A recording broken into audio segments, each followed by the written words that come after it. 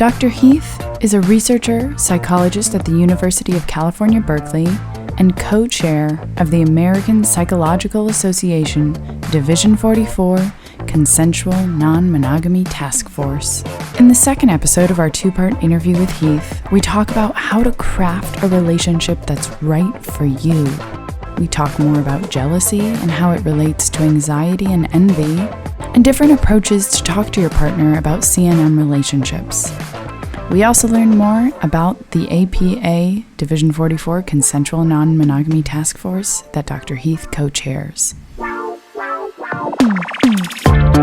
And so one of the biggest ways I think that non-monogamy confronts and teaches communication is specifically in the case of jealousy and how people kind of navigate that space, because in consensual non-monogamous relationships, jealousy is expected versus jealousy is expected not to exist in monogamous relationships. But the difference is that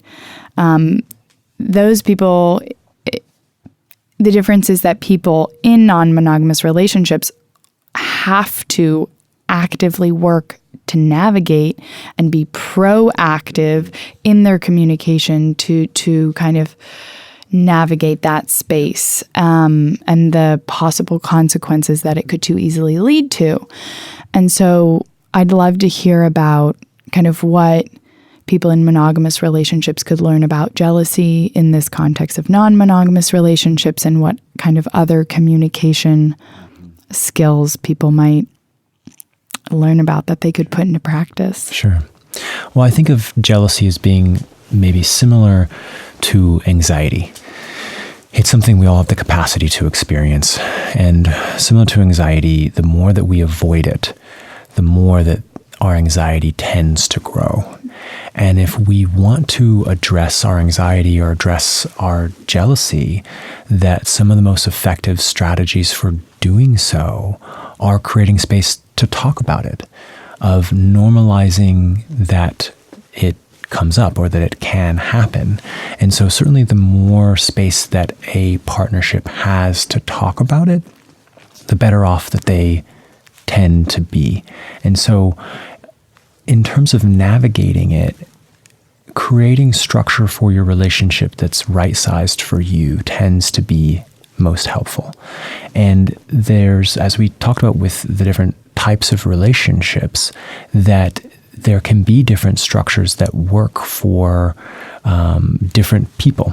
And it can also work for those relationship structures can evolve along the way as well. I think it's important to have periodic check-ins about the arrangements that you have, and those can be revisited along the way. What are kind of some practical examples of kind of jealousy in it from a proactive sense that you think people could employ regardless of their relationship structure? Yeah, I think naming your authentic experience in the moment, or even I'm a fan of using language such as the story that I have in my mind, or I don't know if this is true or not, but this is what I'm experiencing. This is where my thoughts are going. And I'm wondering if we can check in about that. It may not be true, but this is something that I'm experiencing. And so I think naming that, I also think that, identifying the difference between envy and jealousy can sometimes help create space in those conversations. Envy is when I am experiencing a desire to have what somebody else has, versus jealousy is when I don't want that other person to have it. I want that for myself. So by naming it as being envy, again, many times when we are experiencing what we often label as jealousy, it's actually envy. It's just me saying, hey, sweetie, I want you to have that connection, or I'm open to you feeling that way. That's a normal thought and feeling for you to have that connection, or want to affirm that part of you that's drawn to that other person. And I am needing some reassurance about the parts of me that want that too. The parts of me that want a similar connection or want you to look at me in that way too.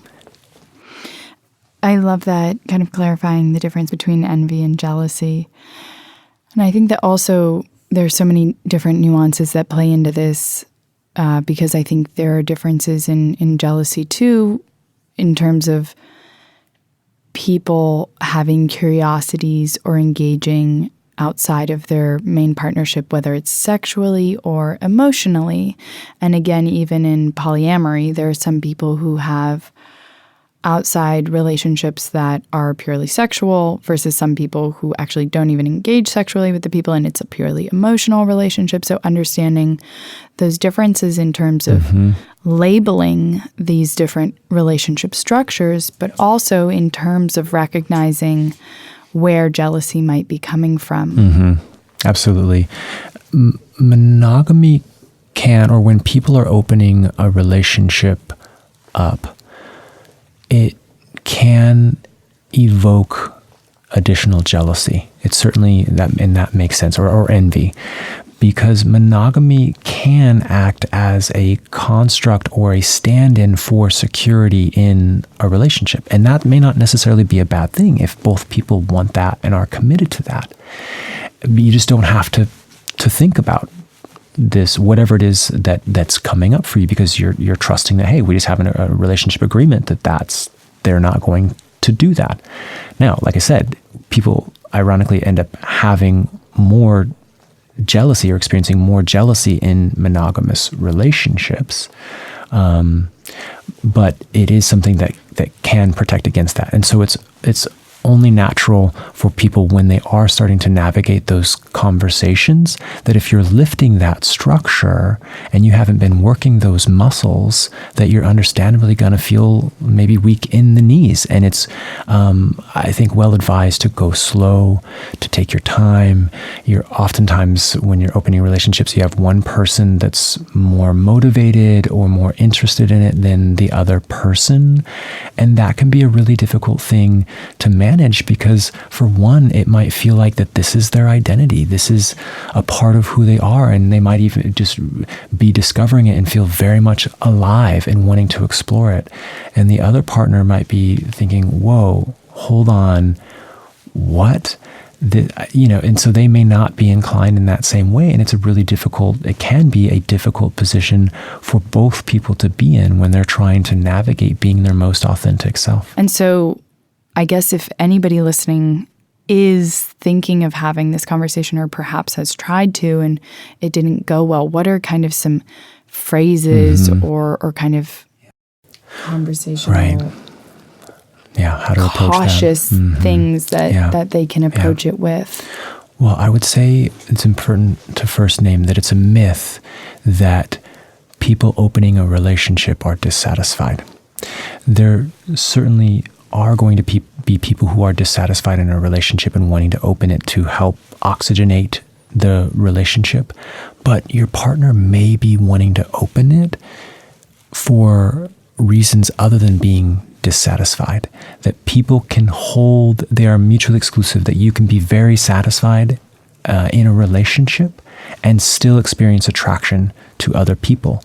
And I think that is one of the byproducts of being in a society that stigmatizes non-monogamy so heavily, is that the reaction from partners is so severe, or it can be so severe because of the potential loss in social capital from bringing up or fear of judgment, that causes people that, let's say, are inclined toward non-monogamy, and let's say it is an orientation, if they are naturally inclined toward non-monogamy and would be more satisfied in that it creates this pressure point for them to try to be authentic and to try to navigate those relationships. So that's why I think, in part, it's healthy for our culture to create more space to talk about that, so that it is safer to, even if I don't want to act on that, but that I can go to my partner and talk to them about that. And how much easier would it be if we had this social model to relationships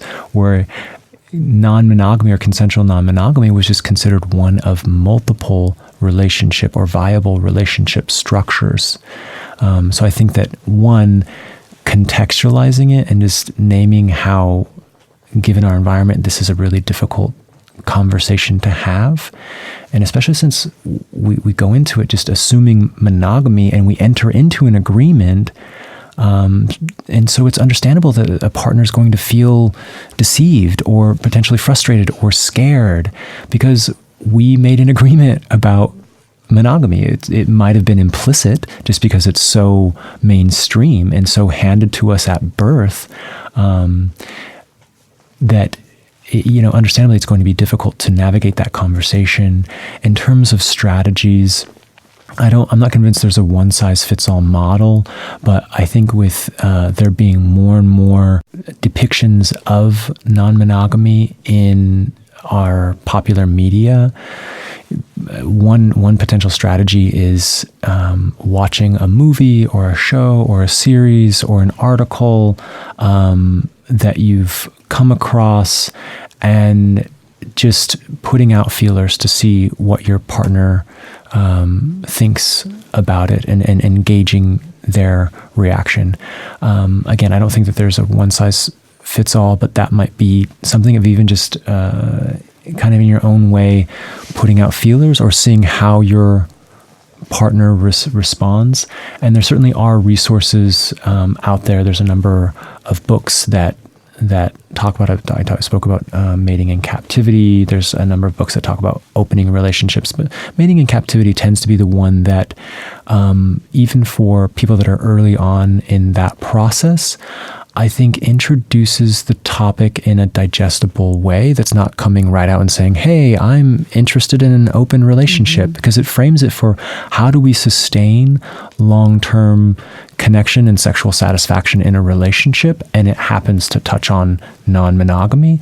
And so I oftentimes am recommending that book as a starter book for navigating those conversations, because it seems a little bit maybe more palatable.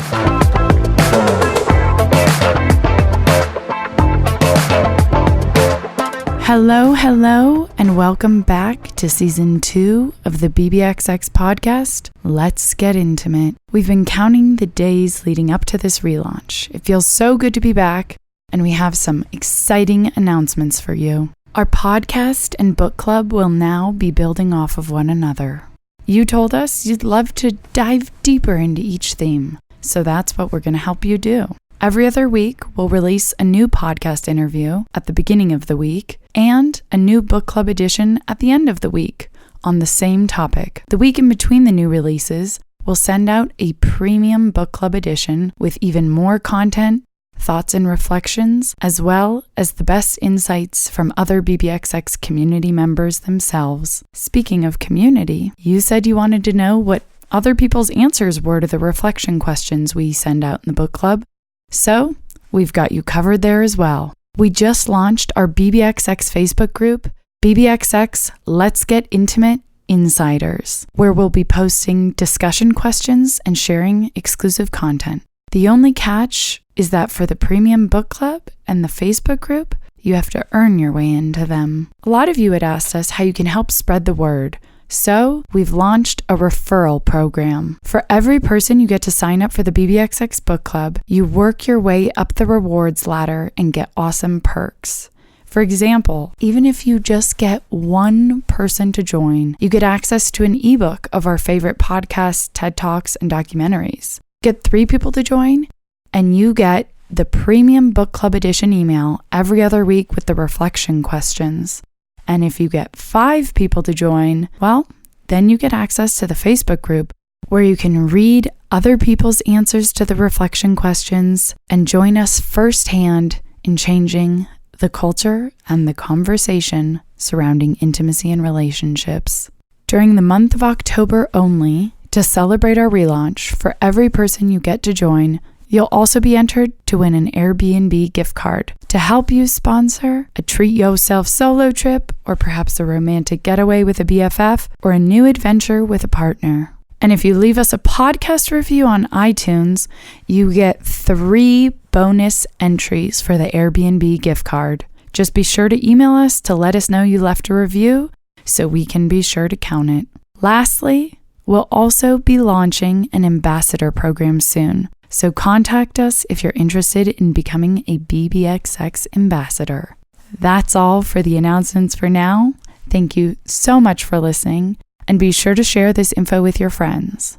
You can also find the info for everything I just mentioned at bbxx.world/lazy, which has all your go-to links. You mentioned at one point in there, kind of commitment, and it reminded me of another thing I read about in these clarifications that I'm going through here is the difference between exclusivity and commitment.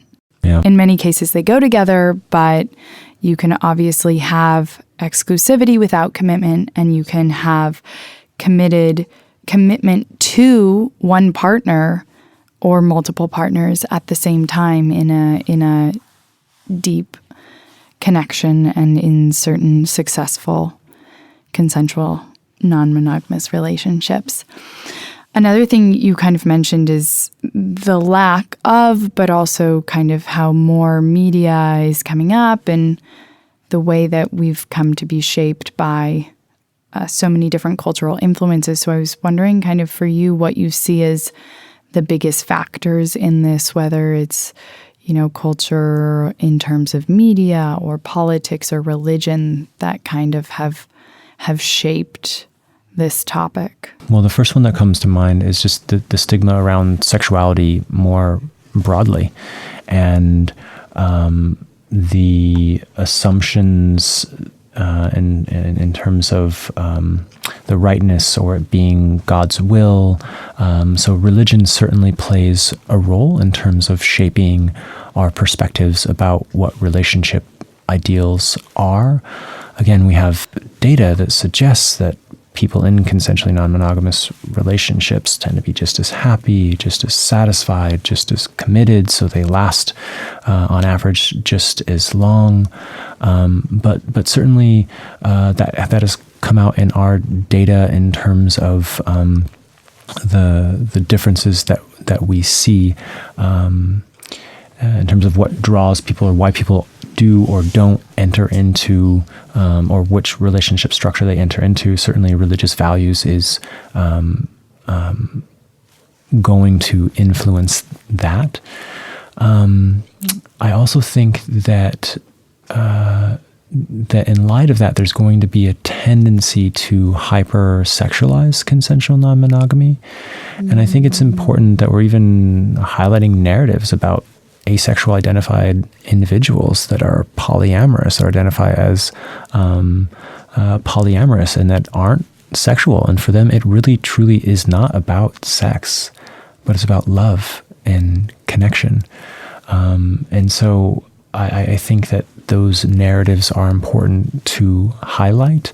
And I think it's going to be a similar strategy that was used against the LGBTQIA movement in terms of spreading fears about sexuality or hypersexualizing it or making it about sex or deviant acts of sex. And I think another ground is going to be children, and just demonstrating and continuing to look into research around what are the impacts that it's going to have on children or the traditional family, if you will.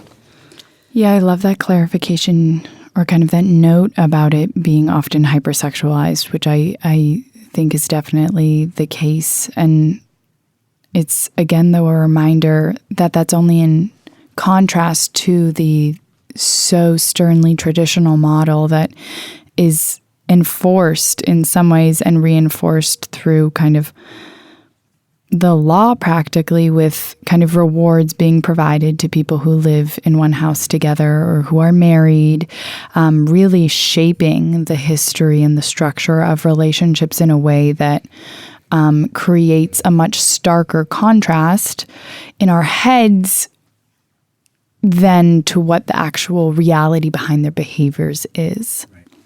And you mentioned the law. And one of the 12 initiatives that we have with the APA Division 44 Consensual Non-monogamy Task Force, and Division 44 is the Society of Sexual Orientation and Gender Diversity. So I think it's really important to note that we are housed within the LGBTQIA division of the American Psychological Association. I also think it's important to name that they approved our task force by a 13-0 vote. So it was unanimous. So it was clear that these leaders of the LGBTQIA division were saying, hey, yep, this is overdue. This is needed. They've been very intentional about going out of their way, about expressing their interest in what we're doing and supporting what we're doing. So we've been just very thrilled by the support that we've received from them. And one of the issues that we're taking on is addressing whether it should be considered a legally protected status. And so we have a group of, I think there's close to 9 or 10 psychologists and lawyers that are writing, I think, 3 papers now addressing different issues of the law regarding discrimination and whether or not it should be a legally protected status. And I won't speak toward their conclusions because they haven't written the papers yet, but it is something that is being taken on and is also being brought up in different city ordinances. And so we'll see where this goes, but I anticipate that it'll be something that becomes more and more in the spotlight as we move forward.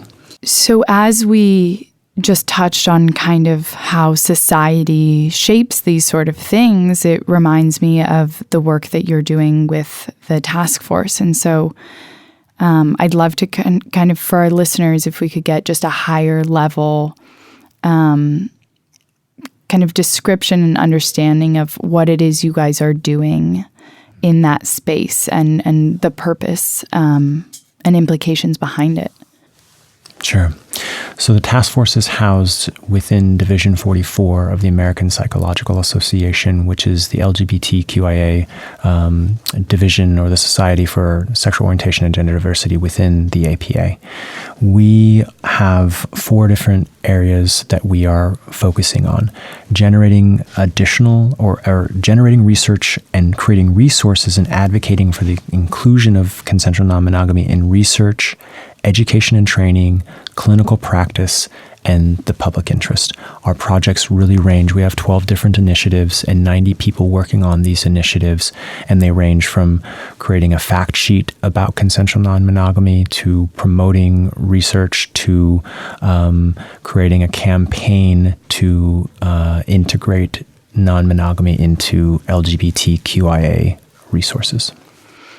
And so it's about kind of generating a better understanding and therefore more resources and better care, for example, with the therapists for people who identify with CNM. Yep, it's advocating for it to be included in research, so even including it on, let's say, demographic forms or training therapists on how to work with people who identify as consensually non-monogamous, and advocating for issues such as being able to find a therapist on a therapist directory. We're kind of touching on it all. Yeah. That's so interesting. I love kind of the cultural implications and how all of that just goes back to kind of the way we've been conditioned to think, which is exactly what we try and kind of unravel through these conversations, and not necessarily questioning, the structure of your own relationship, but taking the understanding of both sides and contextualizing your own thoughts and behaviors to lead kind of a more informed life and a more informed relationship that is kind of more of that refreshing authenticity that you spoke to in the beginning. Yeah, and there's not a prescripted one-size-fits-all model that's going to fit the diversity of all of who we are.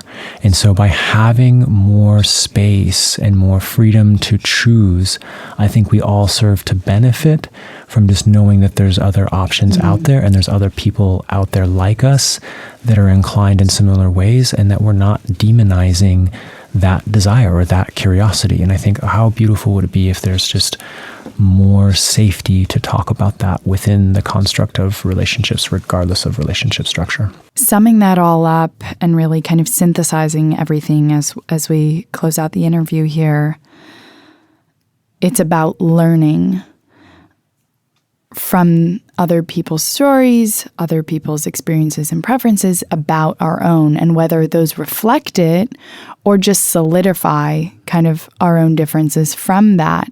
But it's about understanding. And kind of through this conversation about how CNM isn't for everybody, again, the other day I went and visited a friend who lives in a cooperative living space, kind of a shared house, shared food, shared everything. And I couldn't necessarily live there. And I know people who even more so than me could definitely never live there. Whether it's dietary preferences or just like basic needs, or I'm a incredibly light sleeper and I would not survive. They're just practical things, and that's not going to change. My disposition and my kind of willingness to engage in that is not going to change, but I can go there and kind of talk to people and learn more about the benefits and about how great it is for some other people, even though that might not change anything about myself. So it's about knowing, whether or not this sort of thing is a fit for you, but again, taking the lessons that can be learned regardless of your relationship structure, and how it all comes back to communication, and communication to get us to a space of kind of self-awareness and that authenticity that helps us recognize where we need space in our relationships, and kind of who we can go to kind of create or fill that space, and how it doesn't always have to be that one person. And it's about kind of understanding our own needs and expectations and managing them as well according to what's best for ourselves and for our relationships, regardless of structure. Yep. And I would say it is outside the interest of the consensual non-monogamy movement to try to promote this one-size-fits-all model in the opposite direction, but really just embracing the beauty of diversity and naming the importance of how you feel most secure in living in a house by yourself. And who would be to judge someone for preferring that over living in cooperative living? And I think it's important to just really promote this message of inclusion and really valuing diversity in personal preference, and just naming that they are all equally viable. Well, thank you so much for joining us today, and we're looking forward to hearing more about the progress of the task force. Thank you for having me. The BBXX podcast, Let's Get Intimate, is produced by Sasha Laurie in Berkeley, California. Dialogue, narrative, and content crafting by Amy Soper. Audio editing, Good Music Vibes, and sound mixing, Daniel Herrera. You can learn more on our website or on our social media at bbxx.world. And if you believe in what we're doing, please do help spread the love by sharing this with someone you care about. Until next time.